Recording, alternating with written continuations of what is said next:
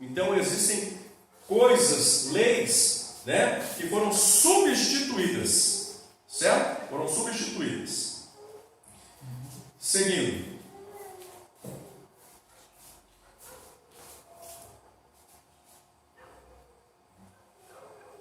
Então Mateus encontra-se em primeiro lugar, né, no Novo Testamento, porque serve de elo entre os dois testamentos. Prova que o Novo Testamento não contradiz o Antigo, mas antes o cumpre, apresentando fatos evidentes a favor de Jesus de Nazaré, que por sua genealogia, nascimento, ministério, morte e ressurreição, provaram ser o Messias prometido. Sem dúvida, essas provas ajudaram a muitos judeus a crerem em Jesus Cristo e confirmaram a fé dos que já eram crentes, dando a eles os meios para responder aos adversários do Evangelho. Lembra nas aulas passadas que nós falamos a respeito das referências em que Mateus escreveu do Antigo Testamento? Ele citou no Novo Testamento dizendo assim: para que se cumprisse o que foi escrito pelos profetas. Aí falou a respeito do nascimento de Jesus, o local onde Jesus nasceu, né? Nós vimos aqui nas semanas passadas, né, nas aulas passadas, diversas citações no Novo Testamento que Mateus traz a lembrança do Antigo Testamento, dizendo que aquilo tudo era para se cumprir o que os profetas já haviam dito, certo? Então o Evangelho de Mateus contém 6 grandes discursos do Senhor, que está aí no capítulo 5 e 7, 10, 13, 18, 23 e 24 ao 25. Relata 15 parábolas e 20 milagres, dos quais 10 parábolas e 3 milagres encontram-se só neste Evangelho. Irmãos, as referências bíblicas aí, elas são muito grandes, tá? Então nós não vamos ler. Se a gente for parar para ler todas essas referências bíblicas aqui, nós vamos ficar muito tempo. A gente vai ficar uma aula só lendo essa referência, tá? Então nós não vamos ler. Mas o que está escrito aí? Que o Evangelho de Mateus contém 6 grandes discursos. Aí está todas as referências, certo? E nesses grandes discursos de Jesus, preste atenção, nesses grandes discursos de Jesus está escrito o quê? Relata 15 parábolas e 20 milagres. 15 parábolas e 20 milagres. Mateus deixou registrado, certo? E dessas parábolas, dos quais 10 parábolas e 3 milagres encontram-se só neste Evangelho. Então, veja bem, 15 parábolas. Dessas 15 parábolas, 10 somente Mateus escreveu. Das 15 parábolas que Mateus escreveu, 10 somente ele escreveu. Ou seja, essas 10, João não escreveu, Lucas não escreveu e Marcos também não escreveu. Deu para entender?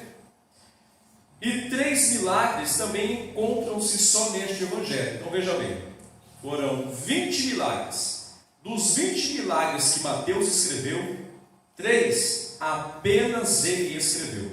Então esses 3 milagres, João, Lucas e Marcos não escreveram, certo? Também é o único que conta. Então vamos ver aqui agora o que Mateus escreveu, que nós não encontramos em Marcos, em Lucas, em João, tá bem? Então nós vamos ver aqui agora o que somente Mateus escreveu. A visão de José, está lá em Mateus capítulo 1, versículo 20 ao 24. A visita dos magos, está lá em Mateus capítulo 2, versículo 1 ao 13. A fuga para o Egito, Mateus capítulo 2, versículo 12 ao 15. A matança dos inocentes, Mateus capítulo 2, versículo 16. Os detalhes da confissão de Pedro, Mateus 15, versículo 13 ao 20. O arrependimento de Jesus, Mateus 27, do versículo 5 ao 10. O sonho da mulher de Pilatos, Mateus 27, versículo 19. A expressão dos judeus, Mateus 27, versículo 25. A ressurreição de alguns santos, Mateus 27, versículo 52. O selo posto sobre o túmulo, Mateus 27, versículo 62 ao 66. O suborno da guarda dos soldados romanos, Mateus 28, do capítulo 11, capítulo 28, versículo 11 ao versículo 15. a grande comissão de evangelizar, batizar e ensinar. Mateus capítulo 28, versículo 18 ao 20. Então veja bem, tudo isso que nós lemos aqui agora, somente Mateus escreveu. Quando você for ler o Evangelho segundo escreveu Marcos, Lucas e João, você não vai encontrar esses assuntos escritos lá dentro, porque somente Mateus escreveu, certo? Características especiais. Vamos lá. São 13 as características principais. Vamos ver quais são essas 13 características principais. Primeiro, é o mais judaico dos 4 evangelhos. Lembra quando nós falamos a respeito do autor? Que Mateus escreveu para os judeus em hebraico e posteriormente ele escreveu em grego para os gentios? Então, é o mais judaico dos 4 evangelhos. Segundo, contém a exposição mais sistemática dos ensinos de Jesus e do seu ministério de cura e libertação. Isto levou a igreja no século II a usá-lo intensamente na instrução dos novos convertidos. Então veja bem, contém a exposição mais sistemática dos ensinos de Jesus. Então vocês puderam observar que tem muitas coisas que Mateus escreveu que nem Marcos, nem Lucas e nem João escreveu. Então isso demonstra o quê? Que Mateus ele se preocupava com os detalhes. Então, ao se preocupar com os detalhes, Mateus escreve para ensinar de uma forma sistemática. Pastor, o que é a forma sistemática? É justamente a forma ao qual nós estamos aqui hoje aprendendo. Para você entender. Quando vem alguma pessoa ministrar no domingo, que a pessoa fica mais falando língua estranha, muda a entonação da voz, na maioria das vezes nós não conseguimos nem entender o que a pessoa fala, não é verdade? É difícil às vezes de entender. Então a forma sistemática de se expor é assim. Nós lemos o texto e explicamos e fazemos comparações. Para quê? Para que as pessoas que estão ouvindo possam não somente ouvir, mas entender. E quando se entende, a gente aprende. Certo? Então Mateus ele tinha essa preocupação de ensinar de uma forma sistemática. Certo? Inclusive, isso levou a igreja no século II a usá-lo intensamente na instrução dos novos convertidos. Então veja bem, a igreja, certo? A igreja, está escrito aqui no século II, a igreja do século II usou a forma ao qual Mateus deixou registrado para ensinar os novos convertidos. Por que eles usaram? Porque eles compreenderam bem a forma qual Mateus escreveu. Eles entenderam que era uma forma fácil de ler, de entender e de colocar em prática. Certo? Terceiro, os 5 sermões principais já mencionados contêm os textos mais extensos do Evangelho sobre o ensino de Jesus. Então veja bem, os 5 sermões principais. O que é sermão? O que é sermão? Sermão é aquilo que é ensinado, é aquilo que é falado, certo? Então a pregação, quando alguém assume a tribuna, assume o altar para pregar o Evangelho, ele está passando um sermão, certo? Então, os 5 sermões principais já mencionados contêm os textos mais extensos do Evangelho sobre o ensino de Jesus. Porque Jesus ele sentava e começava a ensinar as pessoas de forma tranquila, com voz audível, para que todos pudessem ouvir e entender aquilo que ele estava ensinando. Certo? Então os sermões de Jesus eles se tornavam extensos. Por que se tornavam extensos? Pela forma como Jesus falava. Quando o pregador assume a tribuna para ministrar a palavra de Deus. E ele começa a falar de forma acelerada. Fala de forma acelerada, fala em língua estranha e pula e tal, e muda a entonação de voz. É difícil de compreender. E a mensagem se torna curta. Agora, quando você fala de uma forma pausada e de uma forma com que as pessoas consigam ouvir e assimilar, então o sermão acaba se tornando extenso, leva-se mais tempo, certo? Quarto, este evangelho, de modo específico, identifica eventos da vida de Jesus como sendo cumprimento do Antigo Testamento, com mais frequência do que qualquer outro livro do Novo Testamento.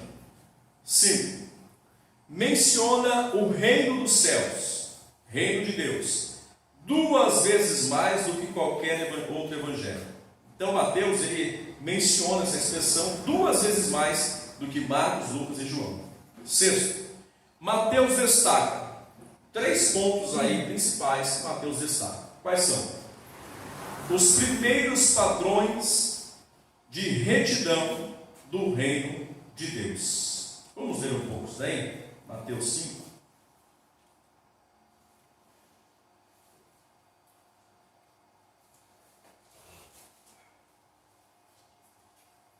Porque quando se fala de padrão de retidão, irmãos, quer dizer que Deus ele tem um padrão, ele trabalha com um padrão, que é o caráter de Deus, é o caráter de Jesus, certo?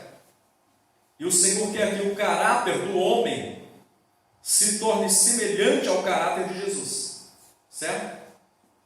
Aí ele diz assim: ao ver as multidões, Jesus subiu ao monte, ele se assentou e os seus discípulos se aproximaram dele. Então ele passou a ensiná-los. E Jesus disse: bem-aventurados os pobres em espírito, porque deles é o reino dos céus. Bem-aventurados os que choram, porque serão consolados. Bem-aventurados os mansos, porque herdarão a terra. Bem-aventurados os que têm fome e sede de justiça, porque serão saciados.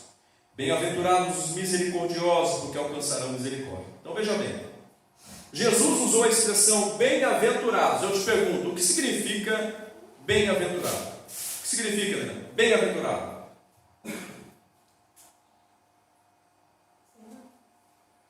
Leone? Madani? Feliz? Bem-aventurado é alguma coisa mais feliz. Acabei de responder. Mais do que feliz, certo? Bem-aventurado, mais do que feliz. Então Jesus estava dizendo assim para os discípulos: olha, se vocês entenderem esse padrão, viverem nesse padrão, vocês serão mais do que felizes. E qual é o padrão? Os que choram, os mansos, os que têm fome e sede de justiça, os misericordiosos, os limpos de coração, os pacificadores, os que são perseguidos por causa da injustiça, os que são perseguidos por causa do Evangelho de Jesus. Então esse é um dos padrões, é uma das esferas dos padrões do padrão de Deus para o ser humano. Então Jesus falou assim: olha, se você seguir o padrão, viver nesse padrão, você vai ser mais do que feliz. Está vendo, irmãos, como tem como ser feliz? Tem como viver feliz? Só que para eu viver feliz, eu tenho que entender o padrão de Deus e procurar viver o padrão de Deus, certo? Seguindo, o poder divino em oração, o poder divino ora em operação no reino sobre o pecado, a doença, os demônios e a morte. Então veja bem: pecado, doença, demônio e morte. É só desgraça, não é? É só coisa ruim que ninguém quer, não é verdade? E o que ele diz? Que o poder divino opera no reino sobre essas coisas. O poder divino opera no reino espiritual sobre essas coisas, certo? Então não há nada que nós não possamos vencer, não há nada que nós não possamos conquistar, porque o sacrifício de Jesus foi perfeito. Jesus fez tudo por nós. Está entendendo? Então nós precisamos acreditar no poder de Deus, porque o poder de Deus pode sobre todas essas coisas. E o Senhor fez tudo isso por amor a nós. Então, em vez de você ficar assim no cantinho, irmão, a pior coisa do ser humano é se fazer de vítima. É ficar no cantinho, o Senhor não me ama, porque olha como está a minha vida, olha o que eu estou passando, eu não pensei que eu fosse passar por isso, olha que humilhação, olha que isso. O ser humano se faz de vítima, ao invés de entender o sacrifício de Jesus e dizer: eu posso todas as coisas naquele que me fortalece. Então, um dos grandes erros da humanidade é o vitimismo, é se fazer de coitado, tá? Então não se faça de vítima, não se faça de coitado. Levante a cabeça e diga: eu sirvo um Deus que tudo pode. Ele venceu a morte, venceu o pecado, venceu a doença, venceu os demônios, por amor à minha vida.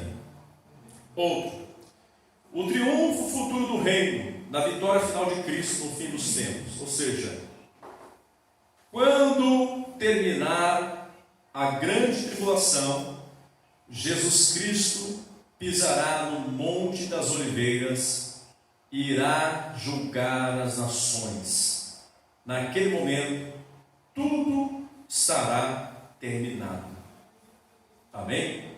O grande dia do Senhor. Seguindo, o sétimo aí. Mateus é o único evangelho que menciona a igreja como entidade futura pertencente a Jesus. O que significa a palavra igreja? Alguém sabe dizer? No seu original, igreja?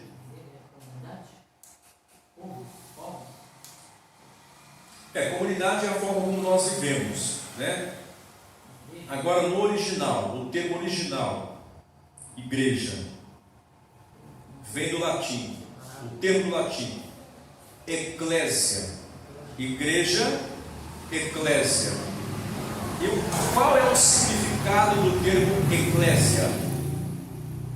Tirado para fora. Então a igreja, que é eclésia, é um povo tirado para fora. Pastor, mas nós não estamos dentro da igreja? Nós estamos dentro da igreja templo, ao qual o próprio Deus habita em nós.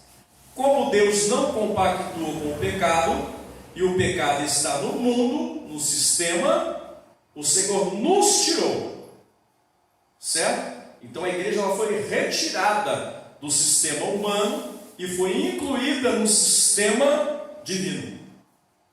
Por isso que nós somos seres espirituais, peregrinos e forasteiros nessa terra. Está entendendo? Aqui nós estudamos, trabalhamos, nos alimentamos, certo? Mas o homem interior, o homem espiritual, ele está ligado na videira verdadeira. Ele está alicerçado na rocha eternal. Está entendendo? É por isso que urge a necessidade de nós examinarmos as Escrituras para compreender, porque Jesus disse assim: porque nela vós cuidais ter a vida eterna. Se eu não entender as Escrituras, eu vivo uma vida medíocre, de sofrimento, de tristeza, de angústia, de dor, de lamúria. Eu me apequeno diante de todas as situações. Por quê? Porque eu não conheço as Escrituras. Por isso que urge a necessidade de nós conhecermos as Sagradas Escrituras. 8. Mateus é a porta do vai e vem, ou o livro da transição entre o Antigo e o Testamento, ou seja, é o elo, que liga. 9. Há mais de 60 referências ao Antigo Testamento e cerca de 40 citações literárias do Antigo Testamento em Mateus. Então a gente consegue enxergar aqui, irmãos, que Mateus ele fez questão de pegar referências do Antigo Testamento, deixar registrado no Novo Testamento para que ficasse bem entendido de uma forma clara de quem Jesus era. Esse é o intuito de Mateus: ratificar, trazer a certeza, não deixar sombra de dúvida de que Jesus é o Messias que era aguardado, de que ele é rei e que é o Filho de Deus. Certo? 10. Uma frase característica é: para que se cumprisse. Lembra quando nós observamos todas as citações de Mateus trazendo a referência do Antigo Testamento? Ele usou essa expressão: para que se cumprisse o que fora dito pelos profetas a respeito do nascimento de Jesus. Não foi? Para que se cumprisse o que foi dito pelos profetas, o local onde ele nasceu. Né? Então, tudo a respeito de Jesus, Mateus deixou registrado e usou essa expressão: para que se cumprisse. Então, essa é uma frase característica no Evangelho segundo escreveu Mateus. 11. Mateus apresenta uma árvore genealógica que traça a linhagem messiânica até o rei Davi. Então veja bem, ele traça a árvore genealógica até Davi, não é até Adão, é até Davi, certo? 12º, inclusive, irmãos, deixa eu pegar um gancho aqui e abrir um parênteses nessa árvore genealógica. Você acha que Jesus, na árvore genealógica de Jesus, é cabível, vamos dar a expressão aqui, é cabível que teve uma prostituta na árvore genealógica de Jesus? O que você pensa a respeito disso? Uma prostituta na árvore genealógica de Jesus?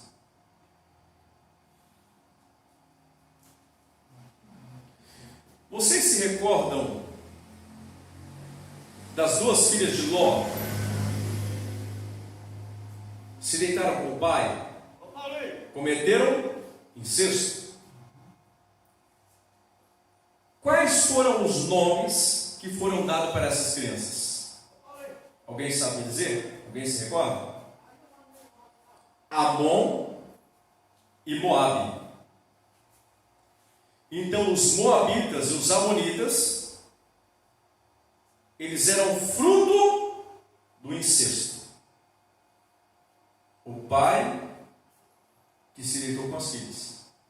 Certo? Então também é cabível dizer que na árvore genealógica de Jesus passou um moabita ou uma moabita? O que vocês acham? O que vocês arriscam dizer?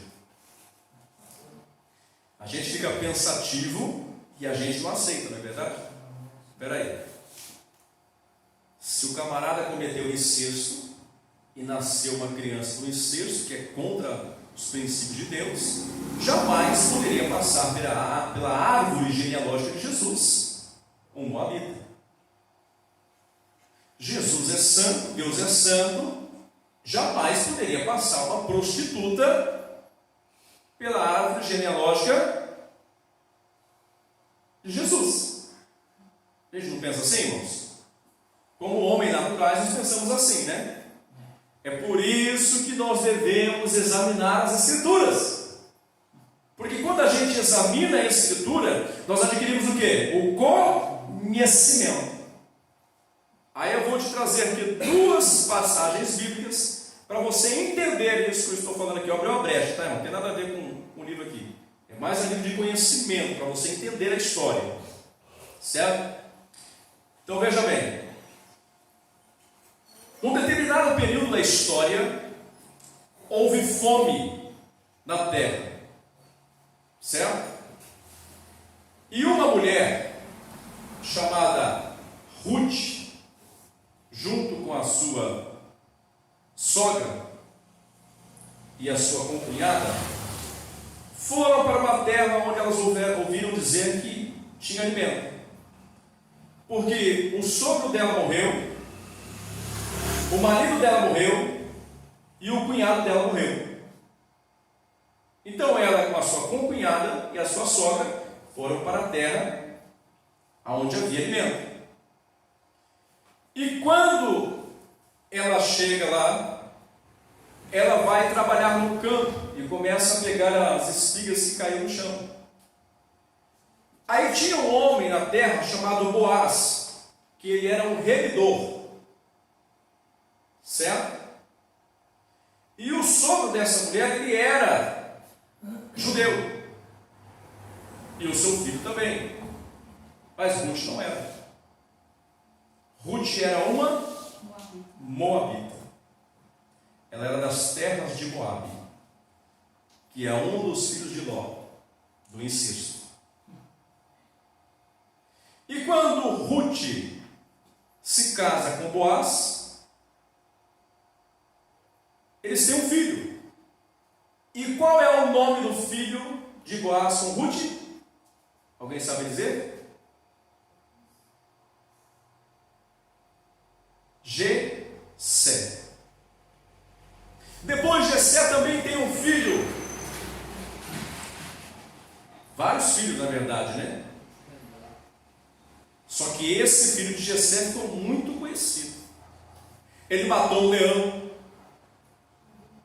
Ele matou um urso. Alguém sussurrou aí, quem é? Davi. Hã? Davi.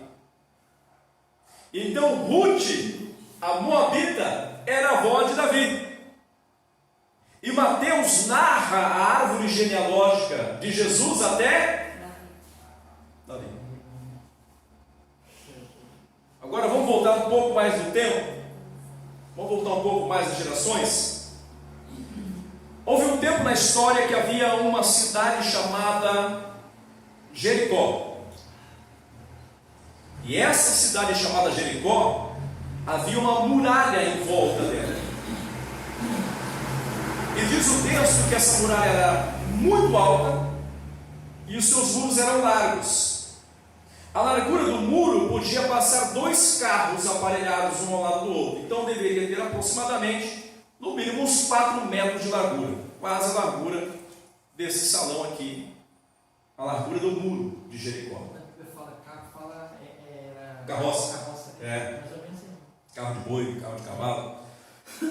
Então, tinha uma mulher que morava em cima do muro. Alguém lembra o nome dela? Ela morava em cima do muro. Quando o homem de Deus envia 2 espias para espiar a terra de Jericó, eles espiam a terra, são descobertos, então eles fogem. Essa mulher os encontra e os esconde dentro da sua casa. E essa mulher, ela era uma prostituta. Como era o nome dela? Raabe. E quando você vê a árvore genealógica de Jesus, passa também por Raabe. Toda Jericó foi destruída. Somente a família de Raabe foi poupada e passou a habitar com os judeus. Você vê que interessante? Só livre conhecimento, tá? Vamos voltar aqui. 12º.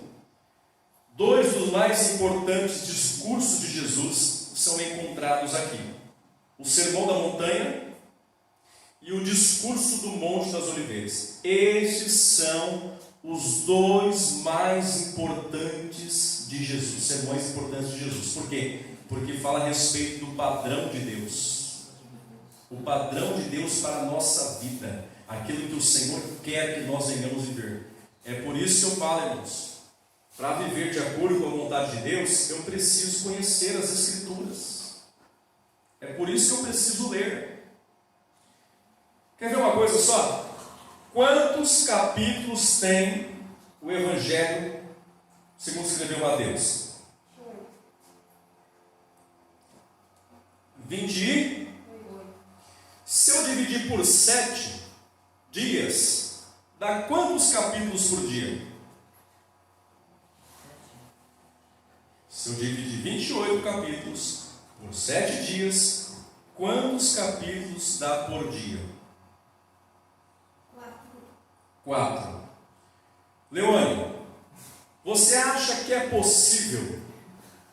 Está rindo por quê? É porque você é o oposto do profeta.